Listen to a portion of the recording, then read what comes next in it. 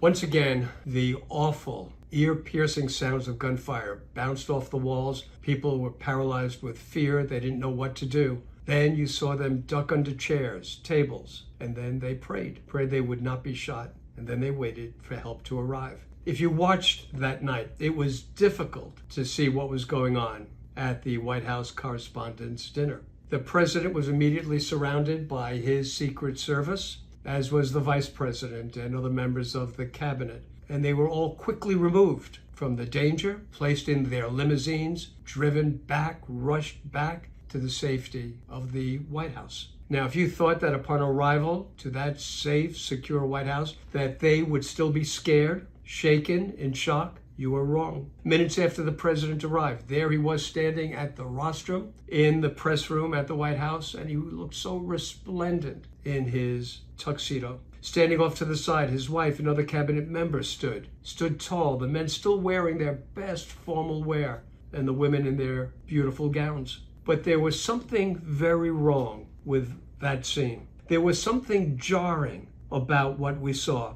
To a person, they all looked a bit giddy, wearing bright smiles. They looked so happy, almost as if Trump had just won a second or third term in office. If you expected the president then to try to calm the nerves of a nation once again witnessing horrific political violence, maybe come up with a plan, say something thoughtful to end the increasing gun violence, political violence in America, here again, unfortunately, you were wrong. Instead, all he did was to quickly demand that America build his garish, fake gold, ballroom monstrosity that he now claims would make America safe again. Don't be surprised if Trump ultimately signs an executive order requiring all weddings, bar mitzvahs, and proms to be held right there in his new ballroom. Republicans, of course, then rushed immediately to get in line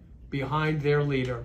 A group of senators led by Lindsey Graham quickly announced plans to authorize $400 million to fund his wedding destination ballroom, all in the name of ending political gunfire. How ridiculous. He came up with no idea, no plans, just silence in that damn ballroom.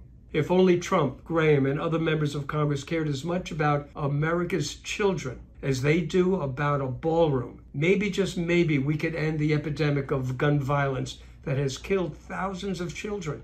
Maybe, just maybe, Congress could finally come up with a plan to end the epidemic of school shootings that every parent worries about every single night. School shootings that since 1990 have killed some 541 young, precious school children, with over 1,000 of them injured. If Congress really cared about your children being safe in school, maybe, just maybe, they could finally pass expanded universal background checks and include in that an assault weapons ban.